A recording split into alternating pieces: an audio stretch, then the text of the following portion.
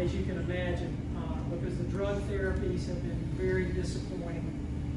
But I hope today that you get inspired, because there is really brilliant news on the horizon, and it's not what you may think. And so hopefully today we'll be able to answer some questions.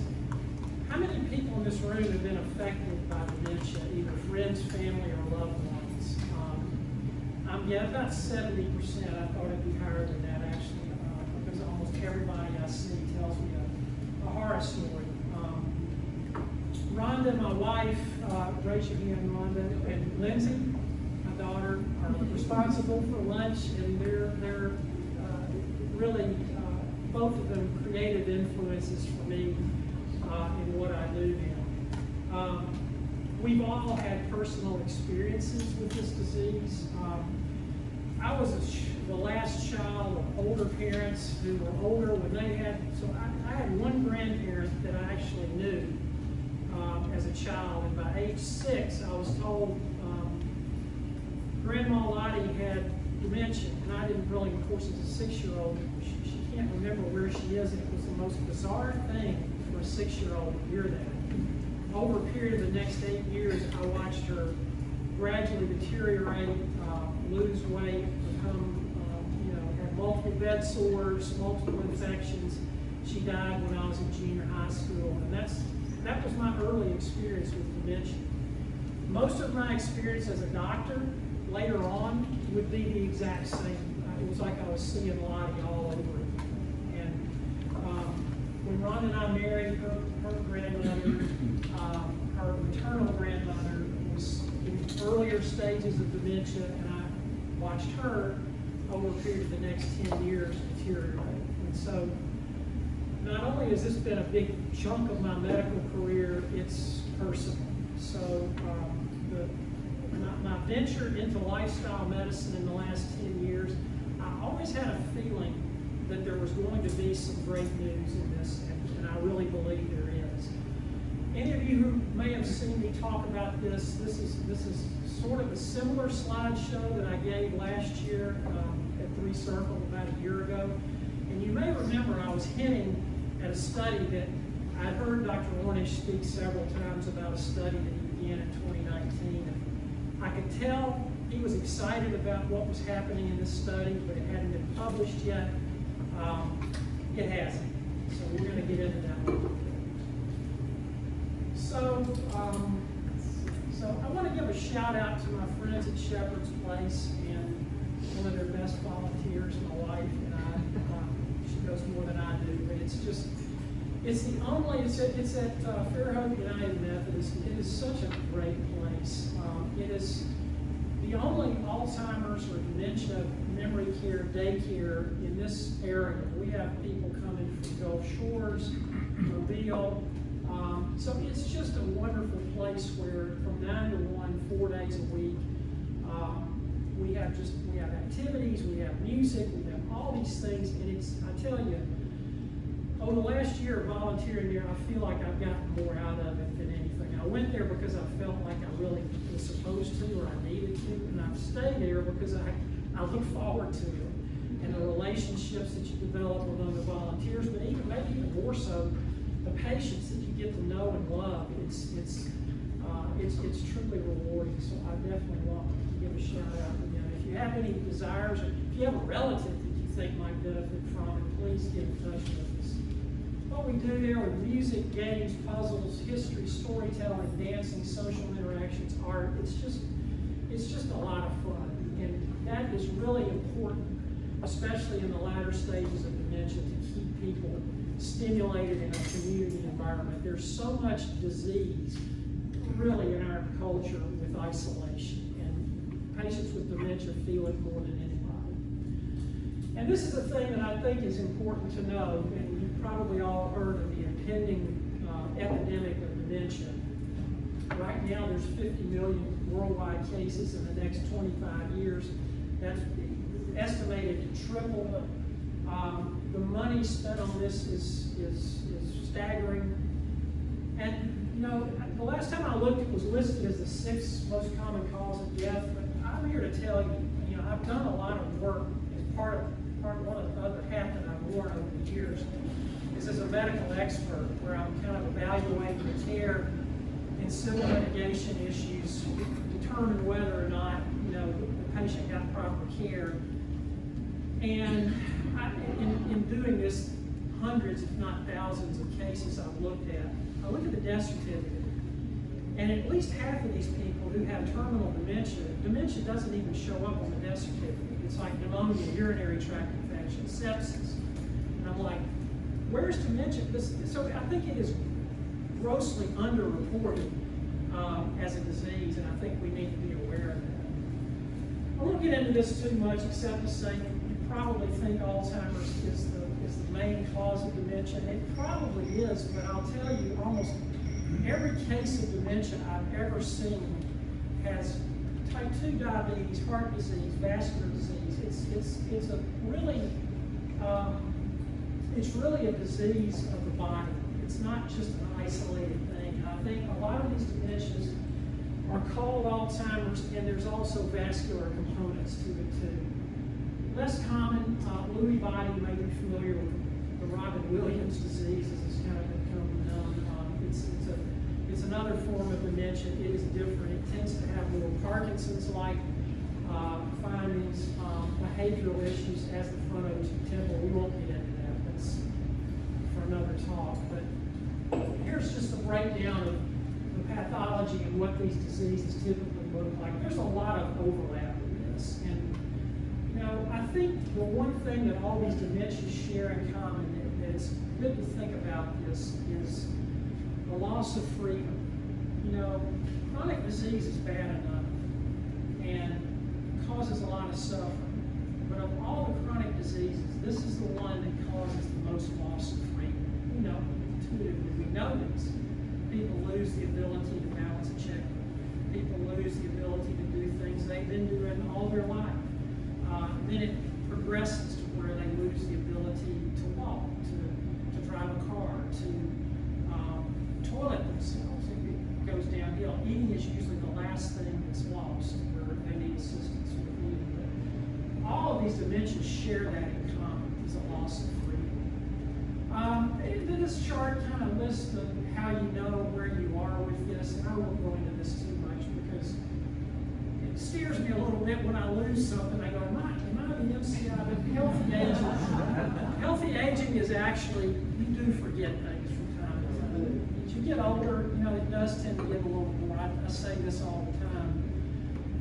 I think I'm a lot smarter than I was 10 years ago, and it's not because I think it's because of my mistakes. I don't know about you guys, but I've learned a lot more about my mistakes, and you don't make mistakes unless you live a lot.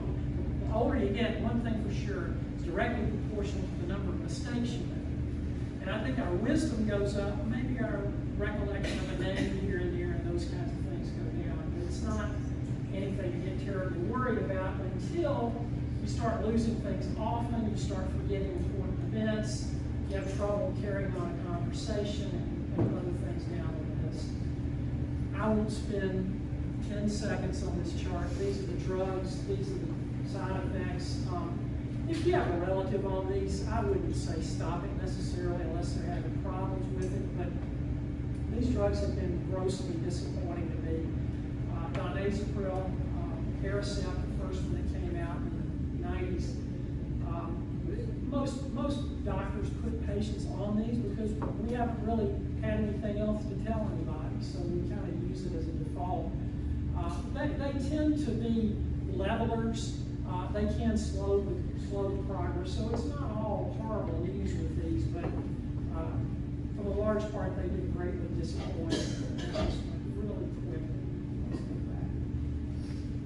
There we are. So this is the stages of dementia, and again, this is not an academic lecture to memorize all this. 1, you're not demented. 7, advanced dementia, which unfortunately a lot of the cases I saw through the years were at stage 7, and a lot of variation in between. And there's varying degrees of time. Alzheimer's tends to be about a 7 to 10 year disease. Vascular dementia tends to be a little shorter, but in general, the progression through these stages tends to be not necessarily linear, but there's definitely a progression. drug that was approved about a year ago on the rapid path for the FDA, not very good. It's already being pulled off the market, mainly because nobody was taking it, and because the side effects and the cost. The only one left of the biologics is Hammond, and it's been somewhat disappointing. It's actually now, I think, is this approved by Medicare? Benny? Probably. I looked it up and it said it was, but I'm going like, it seems like a lot of money. Side effects are great. Here's what I say about these drugs is they work really well on mice. People not so much. They report about a 27% slowing of the disease, which is pretty modest for a drug that costs tens of thousands of dollars a year and is intravenous. Significant risks such as brain bleeding, and we mentioned the cost. Sometimes I feel like this should be a group of neurologists instead of a group of doctors. I'm a Far Side fan, and for those of you who can't see it back there, it's a Brontosaurus convention. It says the picture's pretty bleak, gentlemen. The world's climates are changing, the mammals are taking over, we have a brain about the size of a walnut. That sort of mirrors the way I felt for the last 35 years of taking care of dementia patients. It's like I feel so helpless sometimes. So what's the MIND diet? And we'll go into this just briefly to let you know, because you probably have heard of this, the Mediterranean intervention for neurodegenerative disease. It's the one that's been studied. It's very, very mild. I call this good diet light. There's 5 things on here I like and 5 things on here I don't like. Where it says pastries and sweets less than 5 times a week, that's great, but I don't know about y'all. But I think that people who eat donuts aren't counting the number of servings per week on that. Poultry at least twice a week. I do not understand why you would say that. It makes no sense to me. It's not going to be good for your brain. Fish has omega-3s, but there's lots of problems with fish, and there's nothing in those 5. If you just take this one, and this one out, and leave the other 5 in, you've got plenty of nutrients to cover protein, fats, carbohydrates, perfect balances of all those. There's no nutritional reason for any of those 5, and if there's good evidence that those things don't help the mind, then I think you should be leaving them out. That being said, the MIND diet, we'll go back a minute, greater than 50% improvement over the SAD American diet, the standard American diet, a 50% improvement just with eating 3 servings of whole grains each day, 1 dark green salad, and 1 other vegetable each day, berries twice a week. See, this is really for the person who's eating junk all day. And so basically, yeah, this does improve your long-term risk of developing dementia by over 50%. So that's why everybody's popped up on it. I think we need to take the good part of the mind and leave the rest. This came out of the Adventist study about 30 years ago, and I'm amazed at how nobody knows this stuff. And there are monetary reasons why you don't know it. But there's about a double risk for dementia in mediators. And this has been proven in the Adventist study for decades. You're talking about tens of thousands of people. And we'll get into a little bit of the Adventists, because they are really a great model, not only for a lifestyle, but for study, because they present a perfect study. So in the UK, they've got a large biobank study where they look at all kinds of behaviors. They've studied dietary inflammatory index, which is basically looking at your food, determining whether or not it reduces inflammation or worsens inflammation. That's kind of to me, that's kind of like a great watermark. If your food reduces inflammation, you're reducing all the factors that end up causing dementia and cognitive decline. If you're eating a high inflammatory diet, you're causing all those things that factor into vascular supply and amyloid deposition in the brain. So It's not rocket science that you know, a Happy Meal at McDonald's is not your best option. It's pro-inflammatory. And fruits, vegetables, nuts, grains, legumes, beans, you've heard me say it if you've ever heard me talk. Those are the best anti-inflammatory foods. And for each additional score of dietary inflammatory index, so in other words, for each point of dietary inflammatory index increase, there's almost a 40% increase in dementia. Similar correlations were seen in the Framingham study. And the bottom line is there's significant correlation between a pro-inflammatory diet and all-cause dementia. I think it's important to look at large studies. You know, you can always look at small studies, and small studies are fine in their place. But when you look at population studies and see what diets work best for people, it's clear that looking at a massive number of people and their dietary patterns is the way to look at this. So if you want to know an all-star group of brain foods, there they are. You'll see leafy greens, you'll see mushrooms, fruits, vegetables, edamame, soy. You know, we grow soy to feed cows for some unknown reason, so we can eat the cow and somehow get the protein out. Coffee and tea are on this list, in case you're wondering. I get that question a lot. Yes, coffee and tea are both connected, associated with improved cognition and lower rates of dementia. All of these things are pretty straightforward, and they're all consistent with the rainbow. If you heard me lecture about the rainbow last month, you see a lot of color in there. You see a lot of things that grow in the ground. So I really give a lot of credit. This is the best book I've ever read.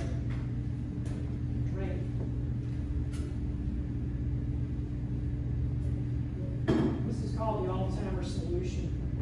It's a couple who are both neurologists. They're both trained through National Institutes of Health. They both did their neurology, I believe, at UC San Diego.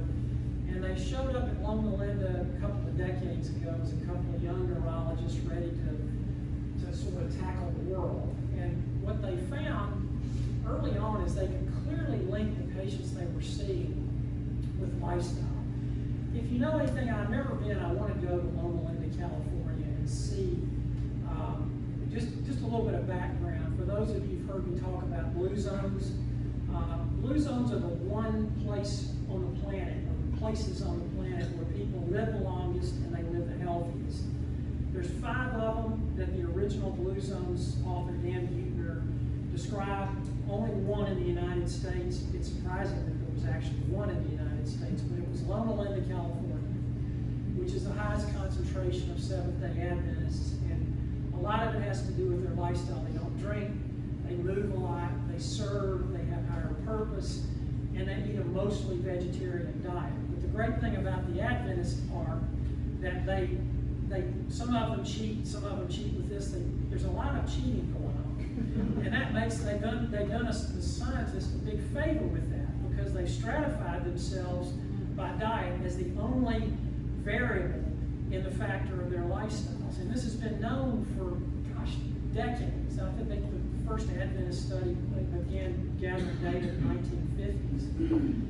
And you can do a stair step with their outcomes, with their diabetes, their hypertension, dementia. All of these things take a stair step based on their lifestyle. So you can go from 2% incidence to 3% on the lacto-ovos, 4% on the, and I'm rounding this off, 4% on the pescos who eat some fish, the semi-omnivores a little bit higher, and then the total omnivores are the highest of the bar graph. When I say highest incidence of diabetes, hypertension, heart disease, stroke, cancer, all factors of dietary inflammation, if you will.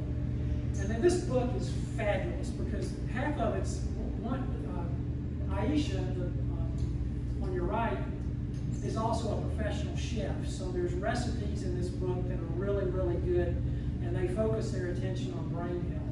One of the most amazing things is when they got to Loma Linda and started gathering data, they made a study of the first 3,000 patients that they saw. And if you look at the Adventists by dietary pattern. Believe it or not, and the reason, I don't go into this too much, but the reason that they are the way they are with diet is they take the first chapter of Genesis literally, where the Creator says on the sixth day of creation that I give you all seed-bearing plants that you shall use as food, and all leafy greens for every crawling creature that crawls the earth. And the sixth day, and then I took a day off. She took a day off. That's the last instruction of the creation story given to Moses. And so they take that literally, at least some of them do. But they do take healthy eating seriously, even the omnivores. So they do have, even the omnivores among Adventists have lower rates of chronic disease than the people across the interstate from them in San Bernardino who live 10 to 15 years less than they do, even the omnivores. So their lifestyle means a lot. But when they saw their first 3,000 patients, what they know is, and this is just statistical, only 10% of Adventists are pure plant eaters. In other words, they don't eat dairy, meat. They're extremely eggs. They don't do any of that. They get their diet fully from a plant-based origin. So if 10% of your population fits that category, and the first 3,000 people you see in that population at Loma Linda, statistically you would expect 300 of those to be plant-based. And remember the number, it's either 17 or 19 was the actual number. Which is pretty eye-opening. It's not a prospective randomized study like a lot of the populational studies, but it's food for thought, if you will, no pun intended. This book is great. I highly recommend it if you've got a relative or you're really curious. And there's some technical stuff in there, but it's really very real. It's the best book I've ever written on the solution of Alzheimer's. And their opinion, you won't hear this from a lot of people, but because they deal with such a healthy population, their opinion is that genetics plays what percent. So I'll take a poll in this room. So are they going to say 30% of dementias are mostly genetic? How many of you would raise your hand and say 30%, 40%, 50%? What about 20%? Yeah, a couple. 10%. I would have said something like 5. Yeah. About 3. That's the answer. 3% is their opinion. They're neurologists. They know a lot more about this stuff than I do. Hundreds of times over. The mind diet reduces at 50 to 60%. It makes sense to me. It's kind of like the strongest drug, and I'll use the analogy a little bit later on the study that Dean Ornish has just done. I just think it's all a matter of lifestyle counts, and the more you do it, the better it is. So I've said all this already, but I should have probably gone fast forward on this. They're neurologists in America's only blue zone. Their holistic approach to prevention. What's good for the heart and kidneys is good for the brain. It doesn't take a doctor to know that. So high cholesterol, saturated fat intake causes hypertension, diabetes, and guess what? Also dementia. So the positive gut microbiome, I say stay tuned on that one because we're learning the mechanism of how this dietary inflammation actually works on the brain. We call it at this point the gut-brain axis, which means that our gut talks to our brain through what we eat, our brain talks to our gut, and so as you can imagine, comfort foods, Hostess Twinkies, Mom's apple pie with ice cream, all those things, barbecue, cheeseburgers, any fast food, watch any television ad, that's quotes comfort food. It's a comfort for 10 or 15 minutes, but unfortunately it produces neurotransmitters in the gut that go to the brain that cause depression, anxiety, which makes you to crave more of it. As you can see, it's no different than any drug you ever think about. And the more it goes on, the higher dose you need, just like drug addicts need higher doses of opioids. It's really no different. Guess what?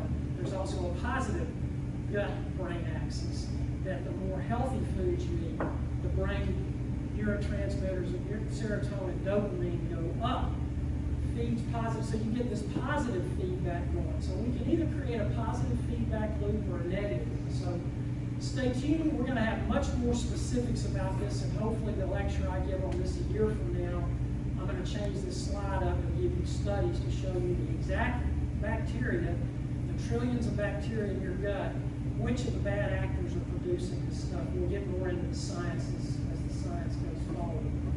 They've got a brilliant mnemonic. I'm not usually big on mnemonics, but this is a really cool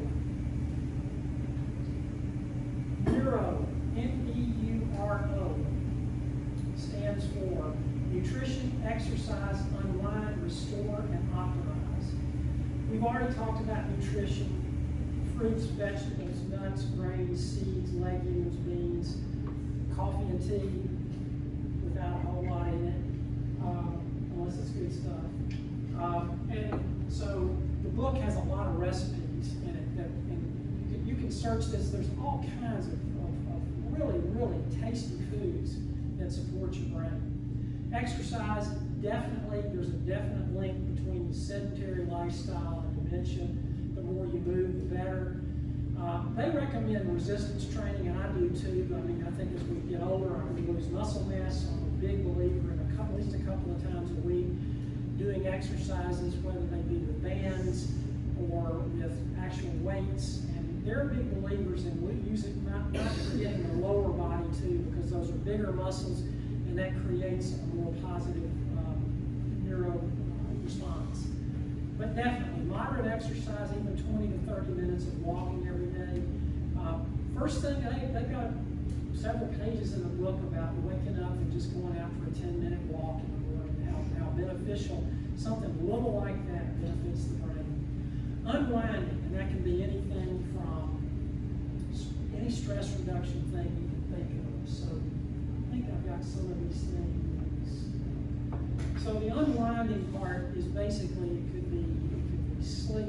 Sleep is the next one, that's restore. But for me, it's been yoga, even just stretching. I do a routine now where I just stretch, but I focus on breathing. So I'll take a breath, I'll take a real deep breath in for 5 seconds, and I'll gently let it out for 10 seconds while I'm holding a stretch. And it can be any stretch, but that breathing pattern, it engages my body's parasympathetic nervous system, which is the rest and digest part of our nervous systems, to calm yourself down, and the brain loves that. So it's important to unwind. It can be a vacation, it can be a day at the beach. There's a lot of things in the chapter on unwind. Restore is mainly about sleep.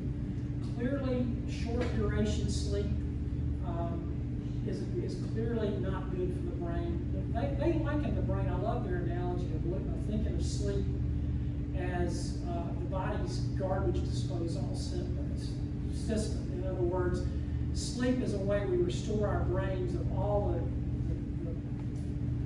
the impulses we've gotten, all the neurological impulses and whatever we felt during the day, and the brain has a chance to kind of clear it out during those 7 or 8 hours of sleep. Optimize, I'll kind of read you some of the things they put in their optimize section to build what we call cognitive reserve. And it can be anything: learning a new language, learning a musical instrument, writing a book, karaoke, singing, stand-up comedy. I guess you might say this is my stand-up routine. Learning to dance, chess club, group card games. You can see some of these things are community-based. The more we can engage these things in a group, I think it's much better for the brain. Mentoring others in your field. That's Ben and I get so much joy from doing this, that we're selfishly trying to optimize our brains through this. Volunteering to teach children math, English, anything you know, jewelry, craft, art. Taking community college courses. There's just a litany of things you can do to optimize. So it's not just about what you eat, but I find in patients that are willing to do some of these, they're willing to do all of these. How am I doing on time?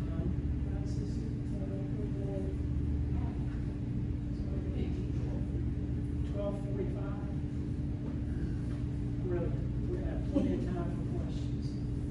So you may have heard myths about dementia, and you'll probably hear them even from some quotes experts. Genetic is the primary driver of dementia. That's getting it. There's not a lot of people saying that anymore. It's become pretty mainstream as the MIND diet sort of drags some people along. Several medical organizations adopted the MIND diet and looked at the research. We know it's not most of it. They may say it's 40% genetic or whatever. I think it's a lot lower than that. Pure cases 3% according to the normal end of group. Brain cells and connections decline with age. That's a big myth. Each brain cell is capable. We have about 10,000 connections roughly between all of our neurons, and there's well over anywhere from several trillion brain connections in our synapses, what we call synapses, which are how neurons talk to each other in our brain.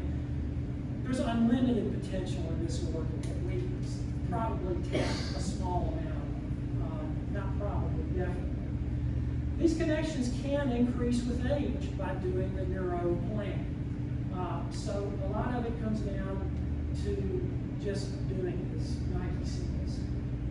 Motivation naturally declines with age. I'll tell you, I'm more motivated at age 67 than I was at 57, than I was at 47. I couldn't be more motivated. So, and I think there's plenty of you that could say the same thing. I think that there's a lot of potential here that we can bless with this. So Dementia Pearls, some of this we talked about. This is the Bureau plan. Nutrition has a profound effect on cognition. The MIND diet said 53%. I think the reduction is likely greater when we aggressively pursue a whole food plant-based approach. And drink plenty of water. Exercise, very important, 25 minutes of brisk walking a day. Reduce risk by 40%. Strength training does it even more through increasing cerebral blood flow, increases waste elimination through exercise. Unwind, I mentioned this, meditation, yoga, music, stretching, there's numerous others. Restore is the quality sleep, 7 to 8 hours, turn all your electronics off, an hour before you go to bed. There's a lot of techniques that they go over in the book. Healthy routines, exercise your brain, make new connections, find purpose. I mean, this is so intuitive. We all know this, but it's great to hear the science and know that there's hope out there. So establishing healthy routines. So, routines can be positive and negative if you get too hung up especially in a negative routine. But the brain loves healthy routines. So, as I said earlier, consistent bedtime, morning brisk walks, new challenges to the brain, limited time on cell phones. And I'm a work in progress trying to do this. It is so hard in this information society, but I'm bound and determined to get some amens in here so I know I'm on the right track.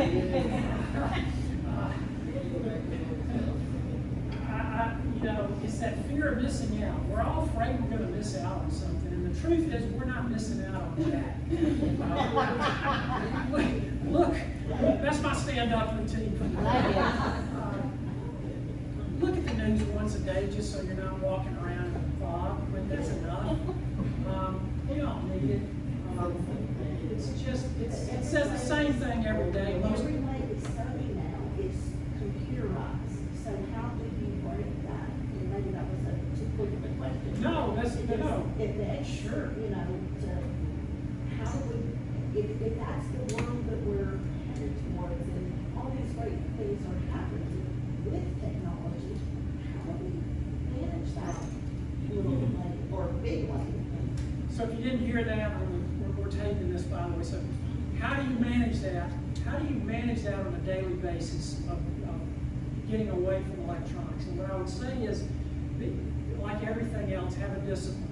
Try to have a healthy routine. If you depend on emails and texts and for your business or your livelihood or whatever it is, even if you're just checking on a relative,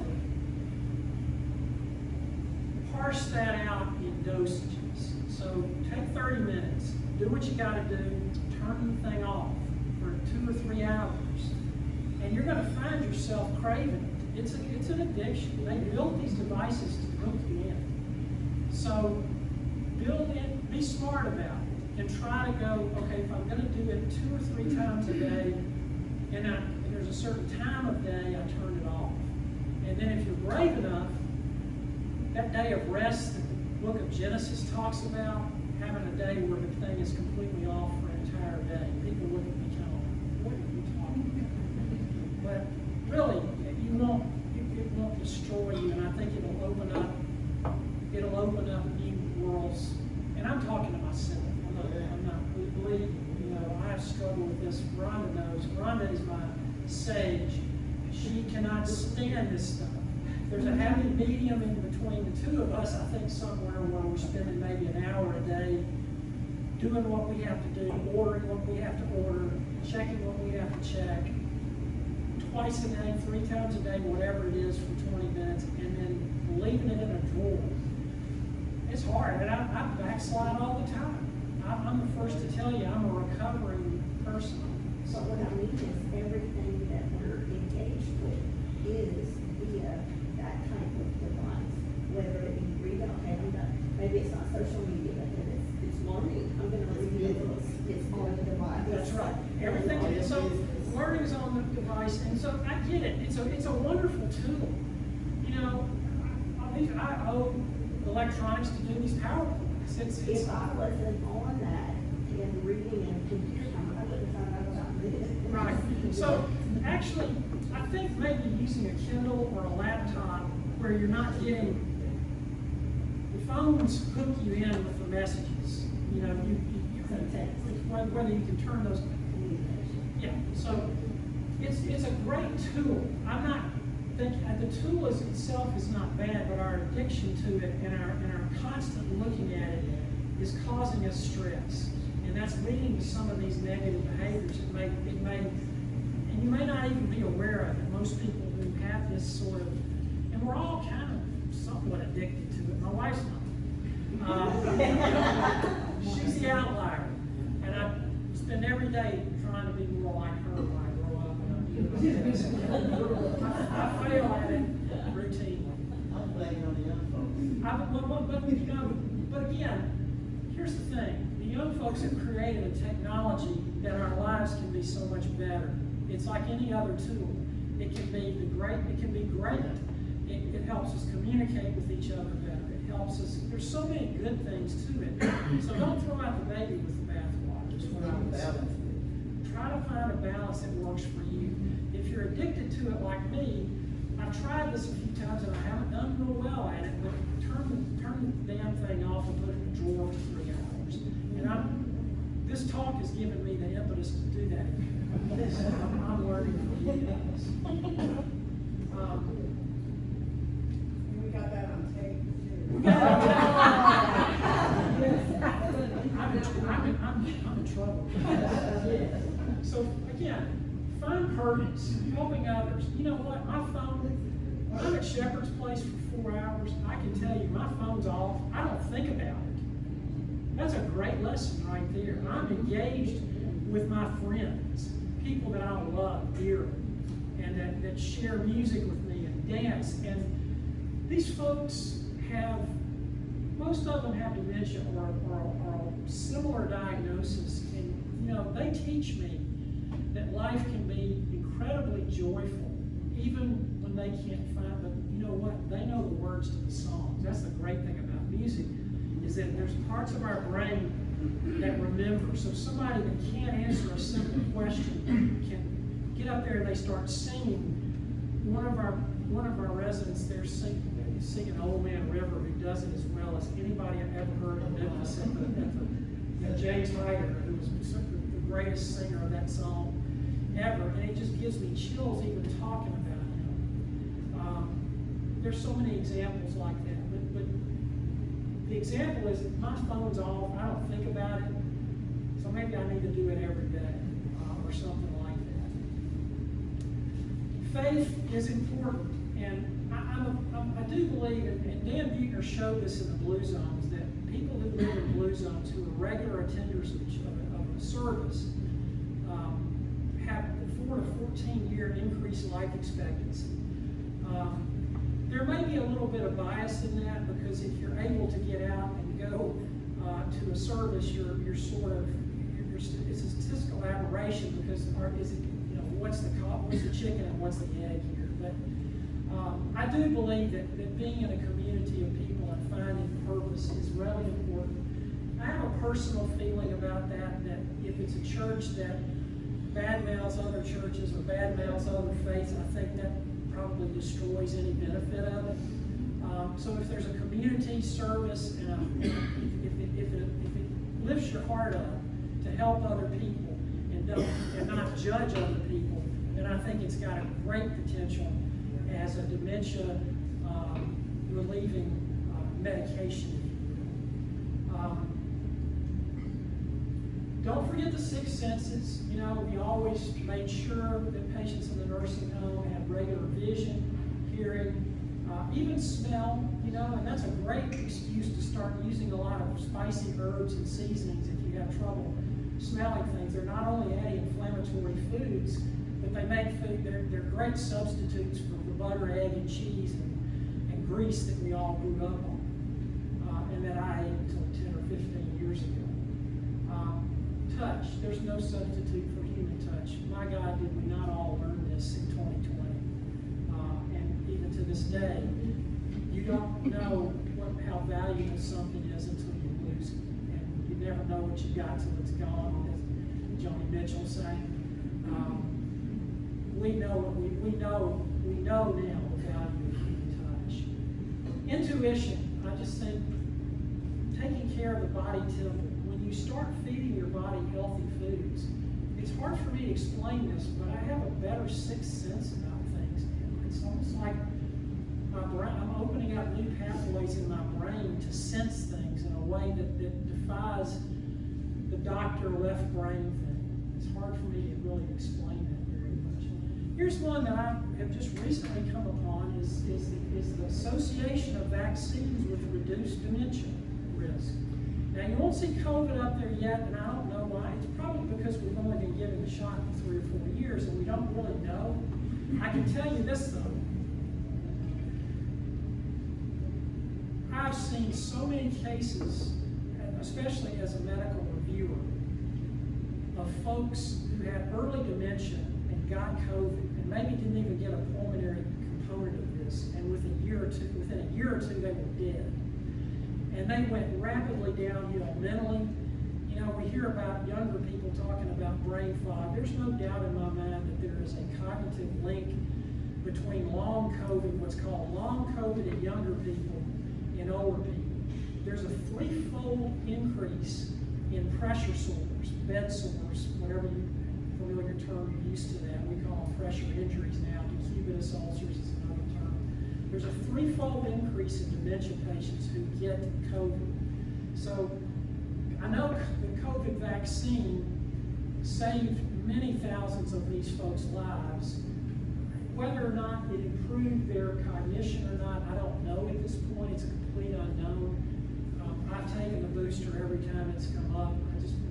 I've seen so much devastation for the disease. And it's like dementia. It is extremely underreported.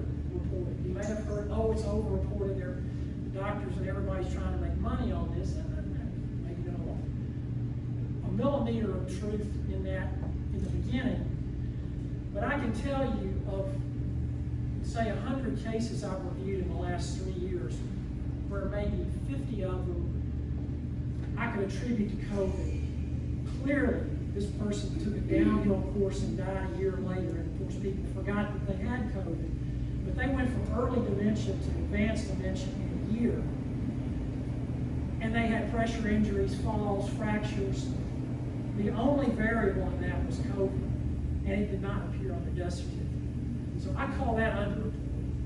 But these vaccines, the influenza vaccine, tetanus, the Shingrix, the Pneumovax, all are associated with anywhere from a 25 to 40% associated reduction in the rate of dementia. We don't know the mechanism at this point.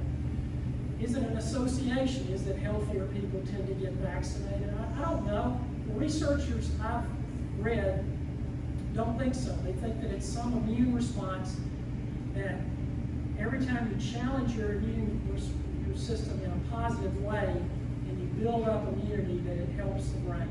The mechanism of that is yet to be determined.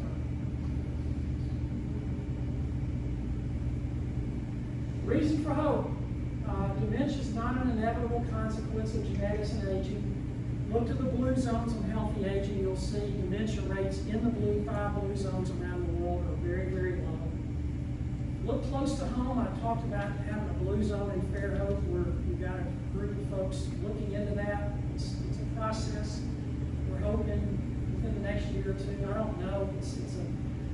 It's a very tedious process. You can't just declare, hey, I'm going to be a blue zone. But there is a new organization just started through the Physicians Committee called Eastern Shore Healthy Community. You can find, if you know me on Facebook, you know that we're promoting this. It doesn't cost anything, and we're going to have regular events through Eastern Shore Healthy Community. This guy, that was on the cover of Newsweek in 1990. Can this man save your heart? Diet, love, and meditation. Dean Ornish is shaking up medicine, and the cover of Time also, where it says this man found a cure for our biggest killer. In fact, he mostly had, but unfortunately, because of the food industry and the drug industry, his findings could not be monetized. And so, while he became a successful author and speaker, and the few people that got to hear him and went to, he's got a clinic, intensive lifestyle intervention. Personally, I think he probably became pretty successful, but 95 to 99% of people I talk to have never heard of it. So that's the disappointing part.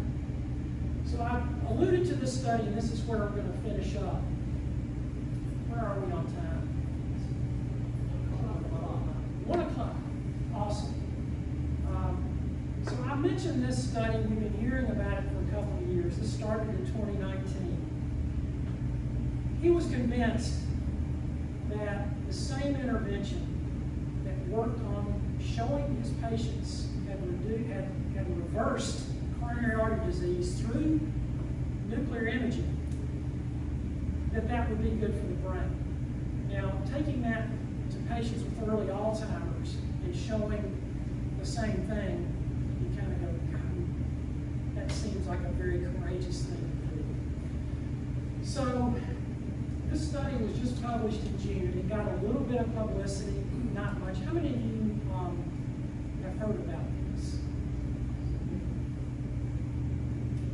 Well, Ann knows about it just because we mentioned it. I mentioned it in my last one. It doesn't surprise me. Folks, this is one of those studies that comes out that just, if you're a doctor who really knows this stuff, you just go, this is a sentinel event.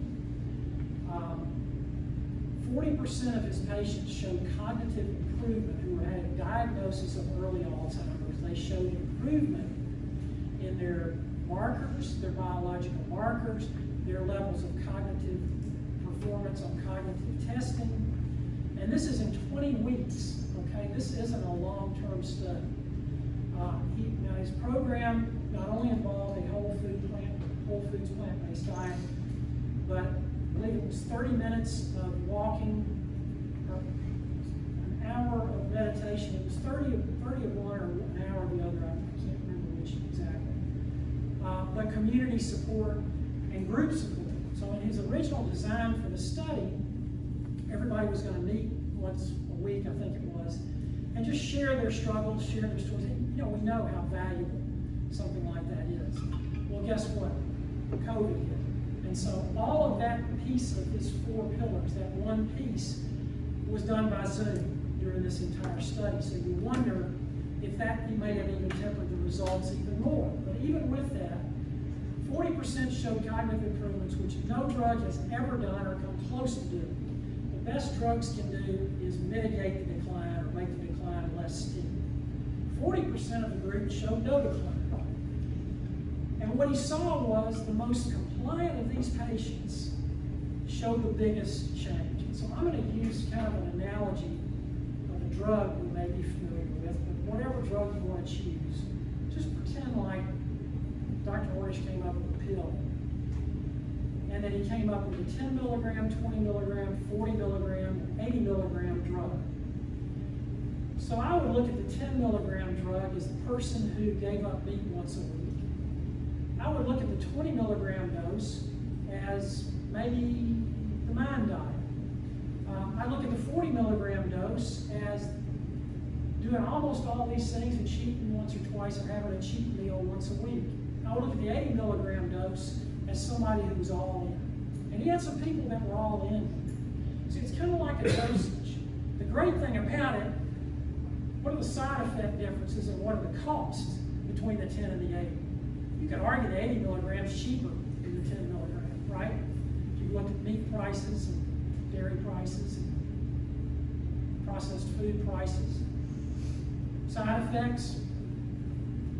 So what I would say is, look, getting to the 80 milligram dose, I'm not going to pretend it's a challenge. It's a challenge for all of us, especially living in the United States and God knows living in the South. But it can be done. And we're going to show you some results here. The most compliant patients in his study showed the most benefit. And why this didn't become the headline of the year, we all kind of have our theory on that. We all kind of know. He was on some mornings, I think it was on Good Morning America and a few others, so it wasn't like it was not unheard of, but it wasn't like anybody's advertising this. So I'm going to show you my favorite guy. Everybody knows I'm a big Michael Greger fan. He has as much to do with my conversion from being a Western doctor to a lifestyle doctor as anybody with his book, How Not to Die. So this is a 6-minute video, and at the end of this video will be the end of the discussion, and we'll take questions. So I'm going to play the video. Hopefully you can hear it.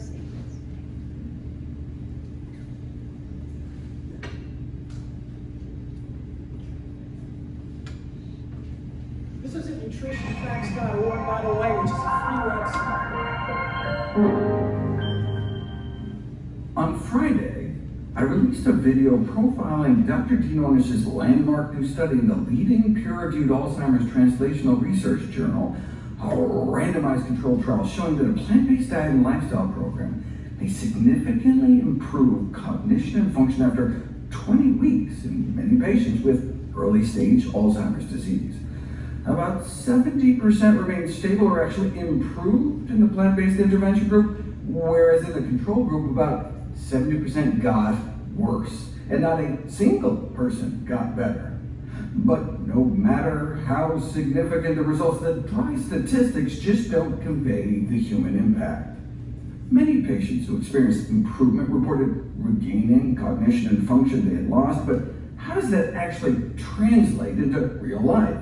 Well, for example, several patients in the intervention group reported that they had been unable to read a book or watch a movie because they kept forgetting what they just read or watched and had to keep starting over. But after the plant-based diet and lifestyle changes, they got better, such that now they were able to read and watch shows again. One individual reported that it used to take him weeks to finish reading a book, but after participating in the study, he was able to do it in a matter of days. Another participant, a former business executive, reported regaining the ability to manage his own finances and investments. It was so much a part of my life, he said, who I am, who I was. It was hard saying that part of me was just gone. But now I'm back to reconciling our finances monthly. I keep up to date on our investments. A lot of self-worth comes back. Another one said that for 5 years she had been unable to prepare their family business's financial reports, but now she's doing so accurately. A deep sense of identity is returning. It's given me a new lease on life, and yet it's a familiarity and something I've always prided myself on. I'm coming back like I was prior to the Alzheimer's disease being diagnosed. I feel like I'm me again, an older but better version of me. But even words are hard to describe such transformations. One of Dr. Ornish's study participants gave us permission to share his story. Dan Jones is a musician at military events and parades who was diagnosed with Alzheimer's disease. What did you notice that you didn't know that you couldn't do before? Well, for one thing, I had a set of about 8 tunes that I played at the break. Right. And I could just go straight through them from one into the other. I played for an hour and a half without stopping. It was pretty close. They were darn slow in that parade. I was leaving them behind watching, having to stop and wait for them to catch up. Was that something different? Yeah, it was. Well, that I could remember the order, that I could make the transition from tune to tune without messing up and getting confused about which tune I was playing. Those were all problems I had when we were playing at the graduation ceremony. You know, I'd forget which tune was coming next. I'd get worried about it and I'd start making mistakes.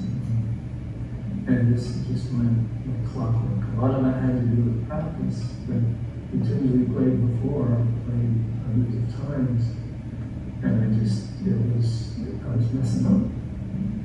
And the parade, and hardly messed up at all. And you were messing up because you had a hard time remembering? Because I had a hard time remembering, I get confused about different tunes, and it was really, it was not a pleasant experience. It was unpleasant enough that, like I said, I went home and came down. And now? Now, that was one day a couple of weeks ago when I really had the drums in tune. And it was in the evening, I was out on the front porch playing, and it was just so beautiful. I played for 2 hours. I just stood there and played.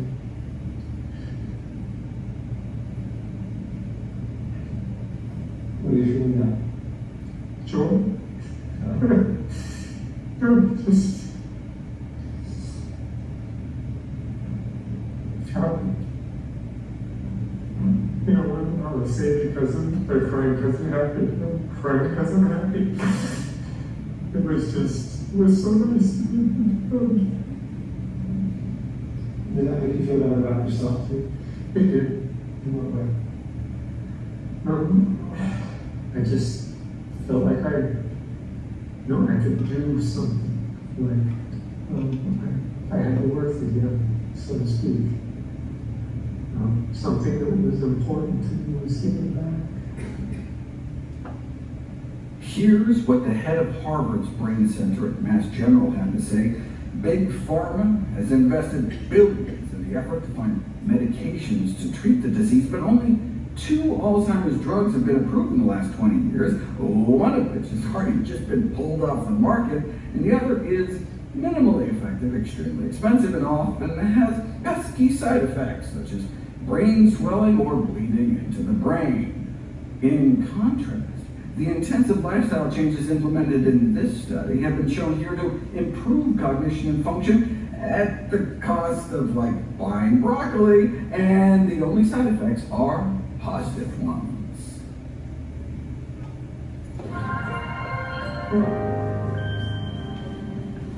Yeah, they played that.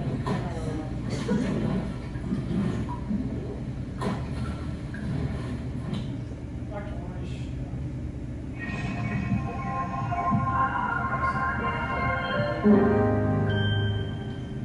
On Friday,